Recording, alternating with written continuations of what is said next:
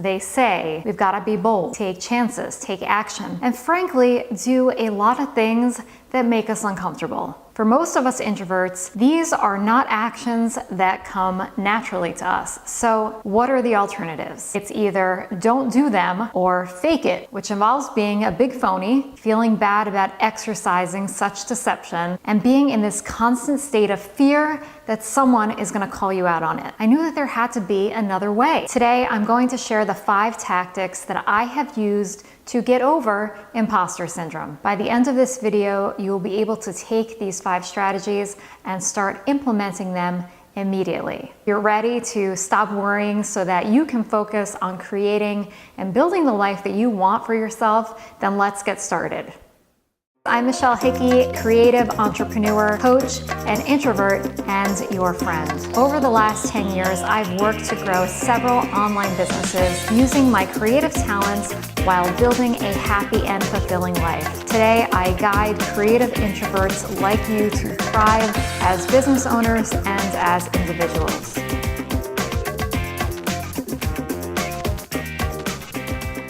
If you're like me, overcoming imposter syndrome was just one of the things that I had to find a solution to in order to move forward. So if you feel like you have other things that have been holding you back, like fear of judgment, or trying to figure out how to choose between 2 really great ideas, or how to balance self-care with productivity, then I would love it if you hit that subscribe button, because these are the types of topics that you'll be seeing me share on this channel. And if you're looking for a new helpful piece of content to enjoy right away, be sure to head into the description below to grab the exclusive video that I've created just for you entitled An Introvert's Guide to Thriving in Business and Life. Now let's get into those strategies about how to get over imposter syndrome. One of the biggest reasons why faking it feels so heavy and draining is because you are living a lie, and lying is exhausting. You have enough to remember, right? So if you have a lot on your mind right now, let me know in the comments by typing in #SendHelp. The solution is to quit the charade and to tap into your alternate personalities. Wow, that kind of sounds psychotic when I say it out loud, but I promise you it's not.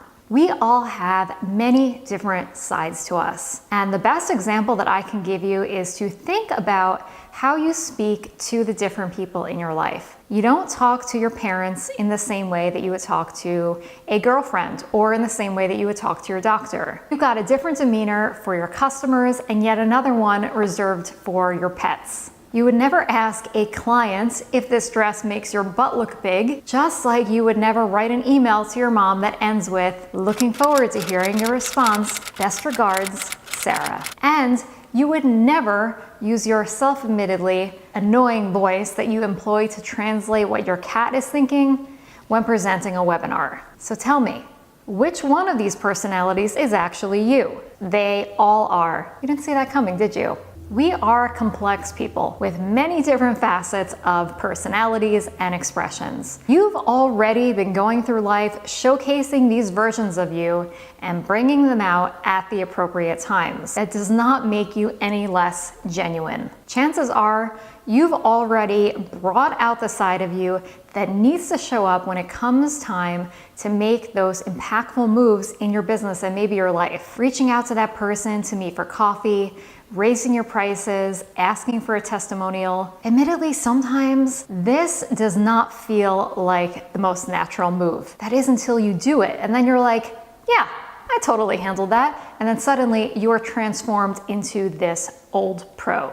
And this does not just apply for the big and scary things. I've also tapped into alter egos to get through tedious tasks. I shared this on Instagram recently, but I'm gonna share it again here. This is just a silly and fun way to be productive. I recently decided that it was time to shut down a big part of my business, a long-running membership site. The process was tedious because I had so much emotion tied to it. So I needed to bring out the no-nonsense side of me, which does exist. But in this instance, I needed a person to model myself after. And that person was Ada, who is George Costanza's briefly employed secretary from my favorite show, Seinfeld, who deemed every task to be doable. It's definitely doable.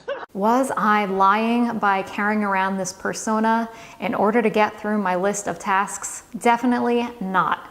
I mean, I can be very Ada-like at times, but in that moment, overly emotional Michelle was the side that was showing up for me, and that was not the person who was best for that job. If there is a person or a character that you have tapped into to remind yourself that you have those qualities in you, let me know who they are in the comments.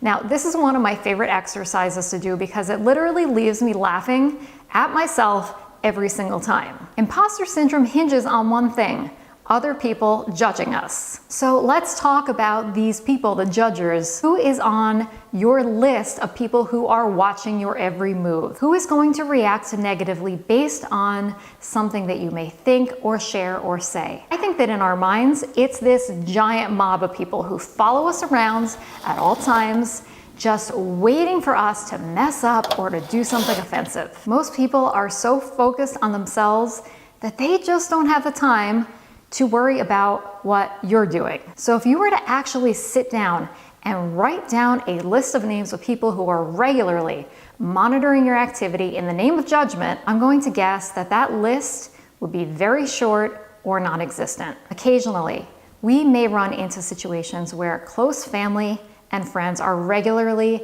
judging us, and I know that that can be tougher to overcome. So if you're in that boat, I recommend checking out another video that I have specifically about overcoming judgment.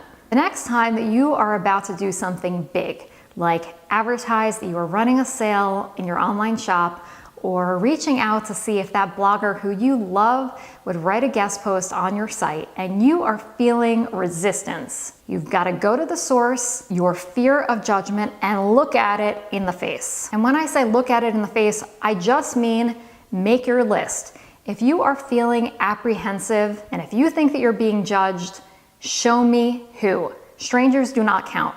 Write your list of names of people who you know. And if you can't come up with any good answers, then you've got nothing to worry about. This is the best.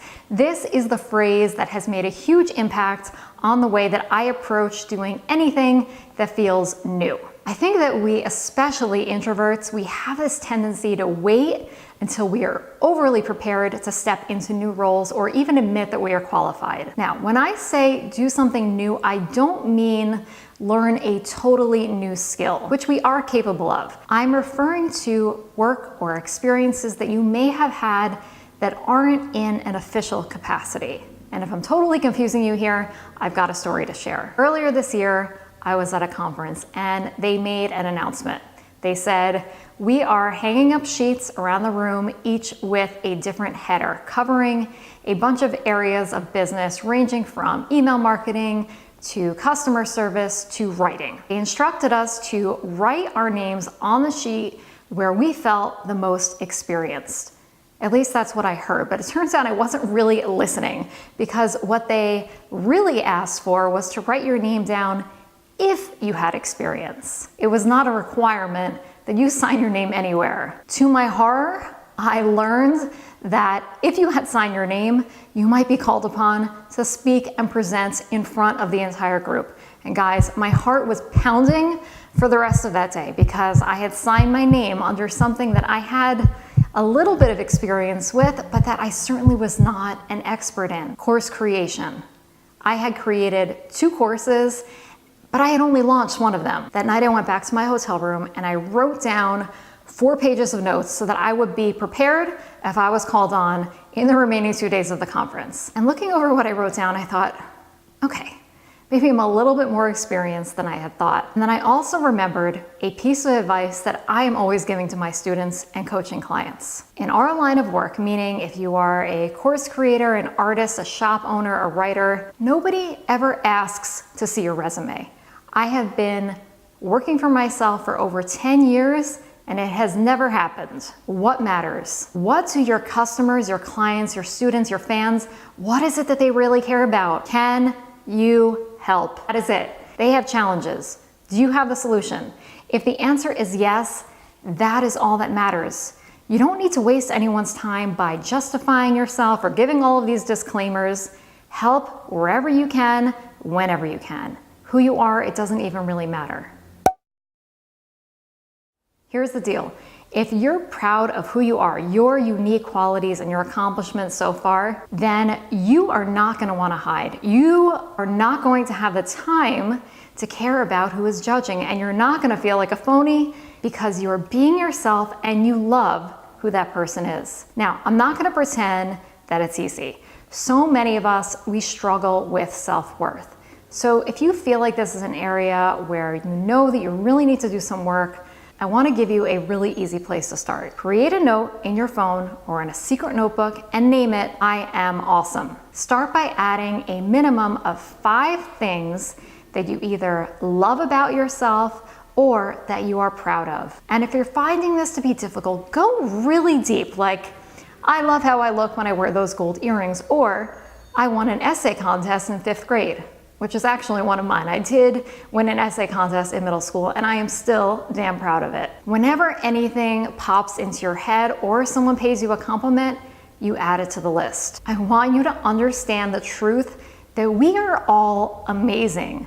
We all have wonderful qualities. It is an irrefutable fact. And if you are disagreeing with me right now, it means that you are choosing to ignore or are blinded by all of the awesome that is inside of you. All 5 of these tips will help you overcome imposter syndrome. But if you learn to love yourself, you won't need the other 4. It is time well spent. Keep working on that awesomeness list and reread it whenever you can. Guys, we all have weaknesses, but we don't need to talk about them.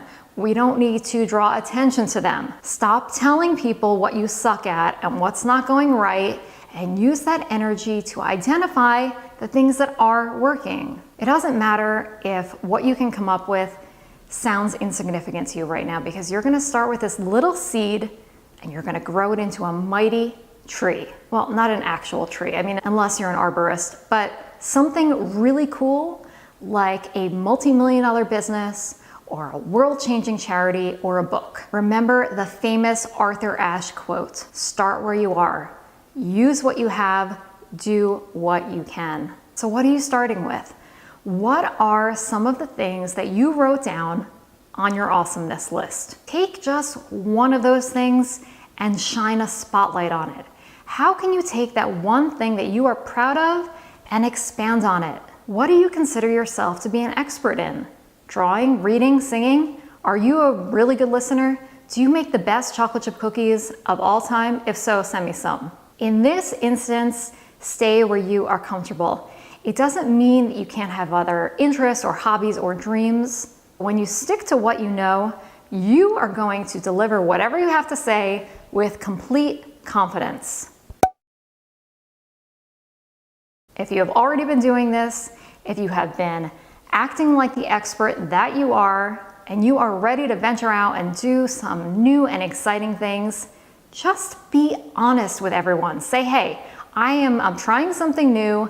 I don't know where it's gonna lead, but I am willing to figure it out. Adopting that I can figure it out mentality will bring you so far. If you become known for that, then people really can't judge you for anything other than trying.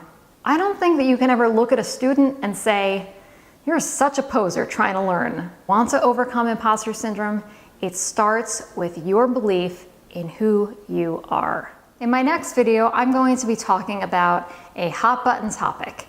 Is self-care selfish? If you don't want to miss out on that, click subscribe and hit the bell so you'll be alerted when it's released. If you have friends or family that you know are so talented and they have so much to share, more than they're currently doing, please consider sharing this video and channel with them. Lastly, before you go, be sure to click on the link in the description below to grab the special video guide that I made just for you called An Introvert's Guide to Thriving in Business and Life. I am so grateful to you for spending this time with me. Go out and make something beautiful.